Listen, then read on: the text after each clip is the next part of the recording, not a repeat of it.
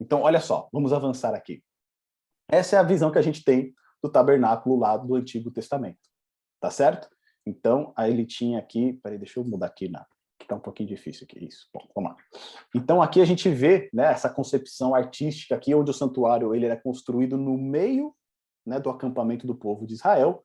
Ali, naquelas primeiras tendinhas, ficavam os sacerdotes, né, ficavam os levitas, e depois, nas outras demais tendas, você tinha as divisões ali das tribos, de acordo com aquilo que está em Números, né? No livro de Números tem a divisão certinha das tribos, como elas deveriam acampar em redor do tabernáculo.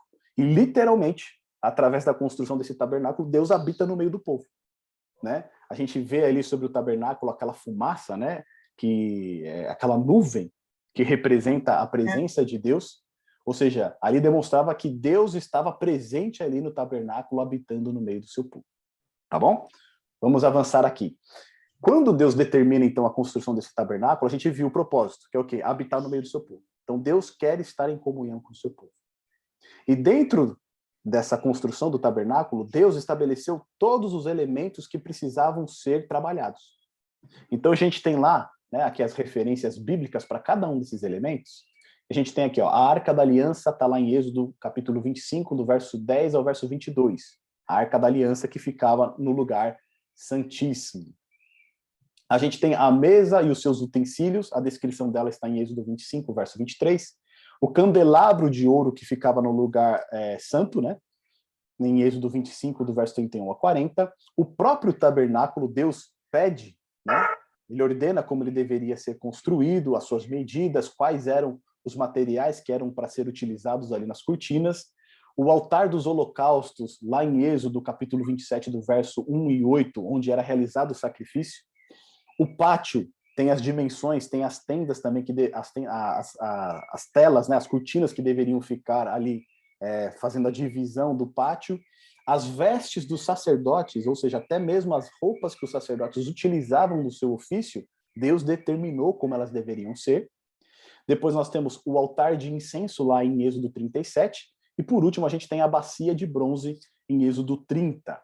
Então, aqui, cada utensílio do tabernáculo foi determinado por Deus como deveria ser feito. E o interessante é que em Êxodo, capítulo 26, no verso 30, diz o seguinte, ó, faça o tabernáculo de acordo com o modelo que lhe foi mostrado o quê? No monte. Ou seja, tudo o que foi construído ali pelos assistentes de Moisés, né? Moisés ele levou o projeto para eles e eles executaram, foi construído segundo um modelo que Deus havia mostrado para Moisés no monte. E qual foi esse modelo que Deus mostrou para Moisés? O modelo celestial. Então Deus deu uma visão para Moisés do santuário celeste, como ele era, cada um desses elementos do santuário, dos seus móveis, ele demonstrou para Moisés, e a partir disso, Moisés deveria orientar aqueles que iriam trabalhar na construção do santuário para que fizessem exatamente igual ao modelo que foi apresentado. Então, quando a gente vê todo esse cuidado, né, de Deus em detalhar como cada móvel deveria ser feito, com cada medida deveria ter, a gente vê que realmente havia um cuidado muito especial para que Deus habitasse nesse local. Aqui a gente está vendo a visão completa, né, do tabernáculo, os seus móveis e também aqui a roupa do sumo sacerdote.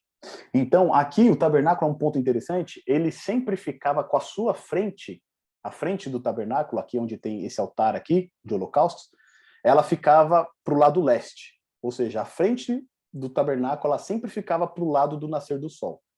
Por quê? Porque quando as pessoas se aproximassem do tabernáculo, elas davam as costas para o sol.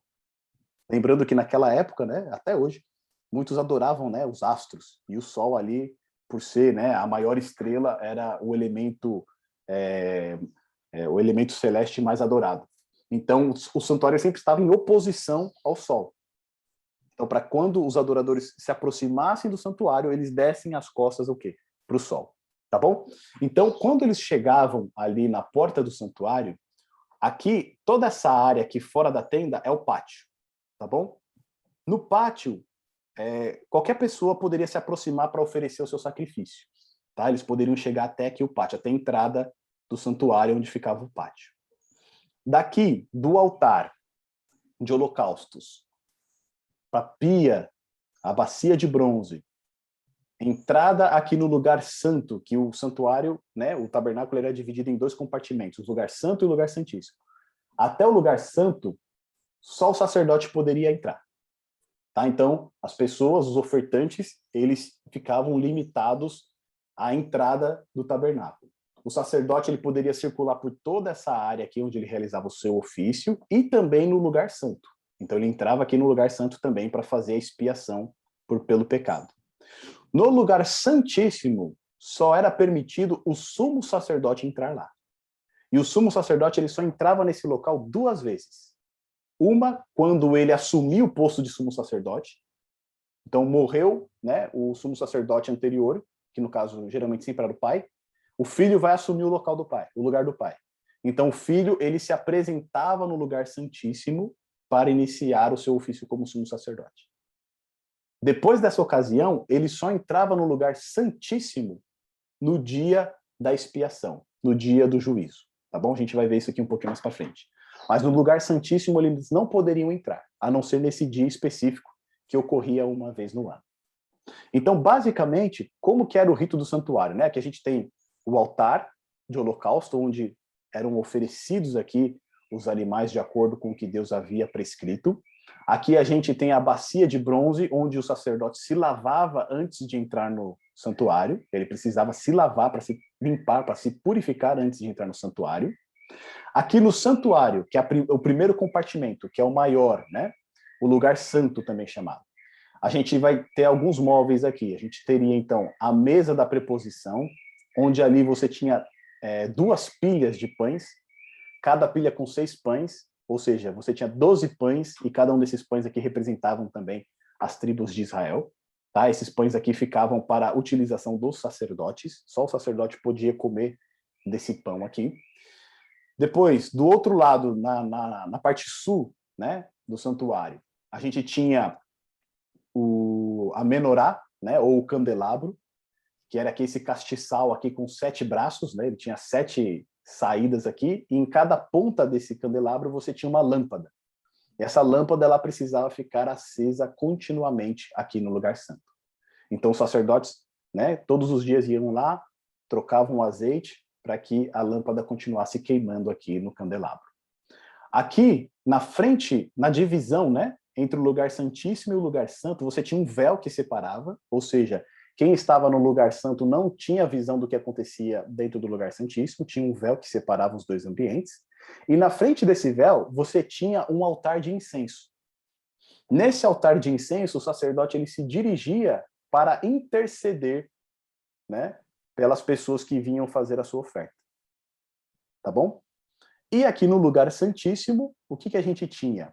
O lugar santíssimo era um quadrado perfeito, tá? Ele é um cubo, na verdade, né? Ele é um cubo, todos os lados dele são iguais. Então a largura, a altura e o comprimento dele é igual. Nesse cubo aqui, ficava o lugar santíssimo, nós tínhamos a Arca da Aliança. E aí nessa Arca da Aliança, você tinha o propiciatório, que era a tampa da arca, e em cima dessa tampa você tinha 2 querubins. Eles tinham suas asas estendidas sobre a arca e eles olhavam para dentro da arca. Tá? Então aqui é o lugar santíssimo. A gente vai explicar um pouquinho como é que funcionava o rito do santuário, só para vocês terem uma ideia. Tá? A ideia aqui não é a gente entrar no detalhe do santuário e explorar todas as partes, mas é só dar uma visão geral para todos nós. Então, com relação às medidas, olha só, o santuário ele não era pequeno não, tá, gente? Olha aqui, ele tinha 45 metros de comprimento, 22 metros de largura, a altura dele era de 4,57 metros, tá certo? E essa parte aqui, onde tinha os 2 compartimentos, que é o lugar santo e o lugar santíssimo, ela tinha 13,72 metros, tá bom? E o lugar santíssimo, como eu disse, ele era um cubo, né? Um quadrado perfeito, ele era um cubo. Então ele tinha 4,57 metros de largura, 4,57 metros de comprimento e 4,57 metros de altura. Tá certo? Então essa aqui é a visão geral do tabernáculo, do santuário. Tanto com o seu mobiliário, também como aqui com as vestes do sumo sacerdote. Tá? Aqui a gente tem uma visão um pouquinho mais resumida, E aqui a gente tem duas vestes. Ó. Essa aqui é do sumo sacerdote. Quando o sumo sacerdote ele ia se apresentar diante de Deus, né, na verdade é o contrário, né? O sumo sacerdote ele sempre utilizava essa roupa, tá? Para diferenciar ele aqui do sacerdote. O sacerdote utilizava essa roupa de linho branco, né? Não tinha nenhum enfeite, só tinha ali uma cinta, etc., um turbante. Mas o sumo sacerdote ele tinha já essa roupa de linho branco, ele tinha uma veste azul por cima, ele tinha um colete sacerdotal. Nesse colete sacerdotal ele tinha 12 pedras preciosas no peito, que também representava cada uma das tribos de Israel. Ou seja, o sumo sacerdote, como intercessor do povo, ele carregava sempre, né, o povo diante dele ali, para estar na presença de Deus.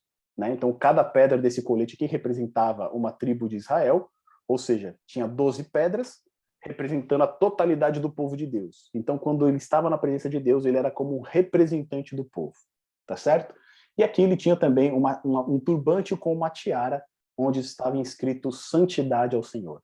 Ou seja, o sumo sacerdote ele tinha esse papel de não somente servir a Deus em santidade, mas também ser um representante do povo de Deus.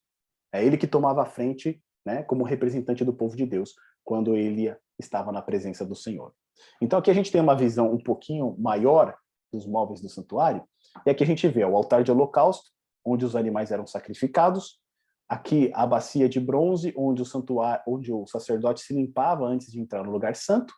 No lugar santo, a mesa com os pães da preposição, o candelabro, o altar de incenso e no lugar santíssimo, né? O véu que divide do lugar santo e lá dentro a Arca da Aliança. Quando a gente fala do ritual do santuário, a grosso modo, tá? Existiam alguns ritos um pouquinho diferentes. Mas a grosso modo, como que ele funcionava? A pessoa que tivesse cometido algum pecado, ela se dirigia ao santuário em busca de perdão. A função do santuário era ensinar o povo de Deus que eles poderiam alcançar o perdão. Deus estava disposto a perdoá-los. Mas, para que eles fossem perdoados, alguém tinha que pagar o preço do pecado que eles haviam cometido. Tá certo? Porque a lei de Deus diz o quê? O salário do pecado é a morte. Então, aquele que peca, ele está condenado à morte. Não tem uma outra saída. E aí, quando a gente pensa na nossa condição, né? Lá no Salmo 51, Davi vai falar o quê? Em pecado me concebeu minha mãe. Ou seja, todos nós já nascemos com o quê? Com o penhor do pecado. Todos nós já nascemos com a inclinação pecaminosa. Já nascemos com uma inclinação para fazer o que é mal. Ou seja, todos nós já nascemos condenados. Tá certo? No santuário, a função do santuário era ensinar que Deus estava disposto a perdoar o seu povo. Ele estava disposto a perdoar o pecado do seu povo. E como que era realizado esse perdão? A pessoa que pecasse, ela levava um cordeirinho até o santuário. Chegando ali na porta do santuário, o que acontecia? O sacerdote vinha para auxiliar ela. Essa pessoa, ela colocava a sua mão sobre a cabeça do cordeirinho e ali ela confessava o seu pecado. A partir do momento que ela confessava o seu pecado, a própria pessoa, ela tinha que pegar ali uma faca, né? Tem um nome melhor para isso, cutelo, né? O cutelo, e ele tinha que sacrificar o animal. E olha que coisa interessante isso. Interessante e tremenda, né? A própria pessoa fazia o quê? Sacrificava o animal. Não era o sacerdote que sacrificava, era a própria pessoa. Ela sacrificava aquele animal, o sacerdote recolhia o sangue do sacrifício, ele colocava o sangue sobre o altar, depois pegava o cordeirinho, colocava o cordeirinho no altar aqui para ser queimado. Ele pegava esse sangue, ele se lavava na pia, entrava no lugar santo, e aqui diante do véu, e em frente ao altar de incenso, o que ele fazia? Ele intercedia por aquela pessoa que havia cometido o pecado. Ou seja, ele entrava, pegava o sangue que havia sido sacrificado daquele animalzinho, ele intercedia junto ao altar de incenso, e em algumas situações ele pegava o sangue, e esse sangue que foi recolhido do sacrifício, ele aspergia ali nessa cortina que fazia a divisão entre o lugar santo e o lugar santíssimo. E enquanto isso, né, o ofertante, aquela pessoa que havia cometido pecado, ela continuava aqui fora, no pátio, aguardando o sacerdote sair. Ou seja, não era só, cometi um pecado, eu vou ali, vou sacrificar um animal e tá tudo certo. Não.